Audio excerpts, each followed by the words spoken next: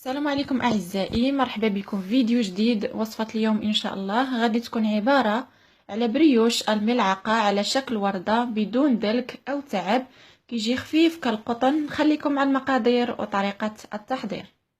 فبالنسبة للمقادير غادي نحتاج 500 غرام من دقيق فورس. دقيق فورس اي الفرينة اي دقيق الحلويات الممتاز. غادي نحتاج 8 غرامات من خميرة الحلوى أو البيكنج باودر أي ملعقة صغيرة. ملعقة كبيرة من خميرة الخبز أو الخميرة الفورية ما يعادل 20 غرام. ملعقة كبيرة من الياغورت الطبيعي أو الزبادي الطبيعي بدون أي نكهة، ملعقة كبيرة. الزبادي هو اللي غادي يخليه يجي خفيف بزاف. عندي قشرة أو بشر ليمونة حامضة أو لا برتقالة أو لا سكر فاني على حسب الرغبه ديالكم. عندي ملعقه كبيره من حبه حلاوه او الشمر، حبه حلاوه اللي كتكون على هذا الشكل هذا. عندي بيضتان، غادي نستعمل بيضه كامله وابيض بيضه داخل العجينه واصفر بيضه غادي نخليه للدهن.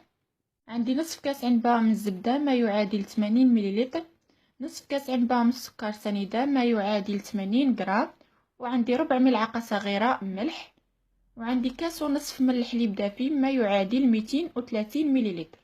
نبداو بسم الله في طريقه التحضير. اولا كناخذ اناء كندير فيه الحليب اللي كيكون دافي، ثم الزبده دايبه، ثم السكر سنيده والملح، ثم خميره الخبز ملعقه كبيره، قشره ديال الليمونه او حامضه محكوكه، ملعقه كبيره ديال حبه حلاوه او الشمر، وملعقه كبيره ديال الزبادي او الياغورت الطبيعي، و8 غرامات من خميره الحلوى او البيكنج باودر.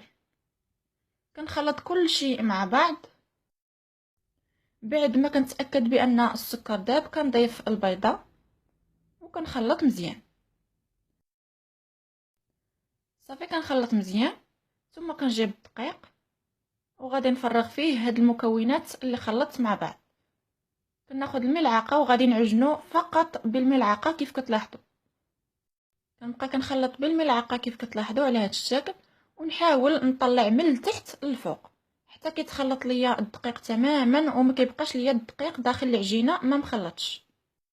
وكذلك كندخلوا الهواء داخل العجين كيف كتلاحظوا. فاش كنديروا الملعقه من التحت وكنطلعوها للفوق فالهواء كيدخل لينا في العجين وكتجينا خفيفه. صافي كنخدم العجين مزيان كيف كتلاحظوا حتى كترجع على هذا الشكل والدقيق كينسجم مع المكونات. دابا غادي نغطيها بالبلاستيك الغذائي، نغطيوها مزيان ونسدوا عليها بالبلاستيك الغذائي باش النفس ديالها تزير وبسرعه كتخمر. هنا بعد ما دازت ساعة ونصف على العجين كيف كتلاحظوا خمرات مزيان وتنفخات. دابا غادي ناخذ شويه ديال الدقيق وغادي نهبطها. غادي نحاول نجمعها شويه لانها كتكون خفيفه كيف كتلاحظوا. كنرشوا الدقيق وكنجمعوها شويه باش كترجع جامعه راسها، وكنبدا كنشكل منها كويرات. غادي نشكل كويرات يكونوا بنفس الحجم. مباشره بعد ما شكلتهم كويرات كناخذ الدقيق. غادي ناخذ شي حاجه فاش غادي نخدم. كنرش الدقيق هنا وكناخذ الكويره وكنبسطها شويه كيف كتلاحظوا العجين كتكون خفيفه بزاف، لهذا كندهنوا يدينا بالدقيق باش ما كيلصقش العجين فيها. ثم كناخذ كاس على هذا الشكل هذا، تكون القاعده ديالو شويه عريضه.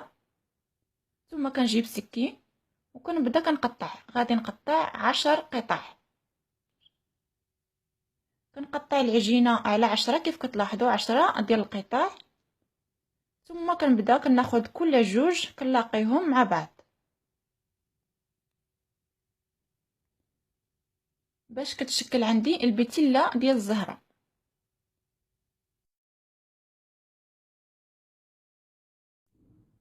وصافي كتشكل عندي الورده او الزهره على هذا الشكل هذا. مباشره كنديرها في الصينيه ديال الفرن وغادي نستمر بنفس الطريقه حتى كنساليهم كاملين.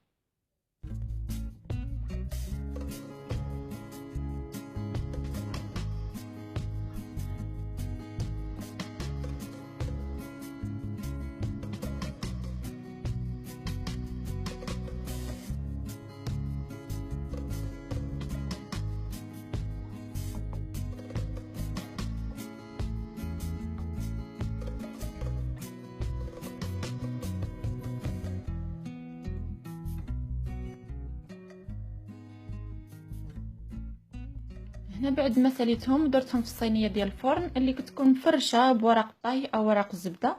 عندي هنا اصفر بيضه اللي خليت في الاول، ضفت ليه ملعقه صغيره من الحليب وقطره خل، وعندي هنا بعد الحبوب عندي زريعه الكتان والحبه السوداء. كنخلط اصفر البيض مع الحليب وقطره ديال الخل مزيان. كيف كتلاحظوا معايا انا ما تسنيتش عليهم خمروا نهائيا، مباشره بعد ما شكلتهم غادي ندهنهم بالبيض وغادي ندخلهم يطيبوا، لان الجو عندي دافي ولاني خليتهم خمروا في الاول مزيان. الا ولينا خليناهم خمروا مره واحده اخرى غادي يجيونا كبار وغلاظ بزاف. الا كان الجو دافي فما كنخليوهمش يخمروا، غير كنساليهم من التشكال كندخلوهم يطيبوا. الا كان الجو بارد فنخليوهم مده 10 دقائق عاد ندخلوهم يطيبوا. المهم نخليوهم يخمروا فاش كانوا في الاناء، نخليوهم يخمروا مزيان صافي. المره الثانيه ما كنخليوهمش يخمروا بزاف. كندهنهم بالبيض ثم غادي نجيب الزرارع اللي عندي هنا، بذر الكتان وزريعه الكتان، وهنا غادي ندير الحبه السوداء او الشانوج صافي، وغادي ندخلهم يطيبوا على 180 درجه. نشعلوا في الاول من التحت حتى كيتحمروا لينا من التحت وكيطيبوا، عاد كنشعلوا عليهم من الفوق كيتحمروا مزيان وكيطيبوا مزيان صافي وكنخرجوهم. هنا بعد ما طابوا كيف كتلاحظوا هنا مازال سخان، غادي نتسنى عليهم يبردوا ونشوفوهم في طبق التقديم. وهذا هو الشكل النهائي ديال بريوش الملعقه بالياغورت، كيجي روعه خفيف كالقطن. كنتمنى تجربوه ويعجبكم.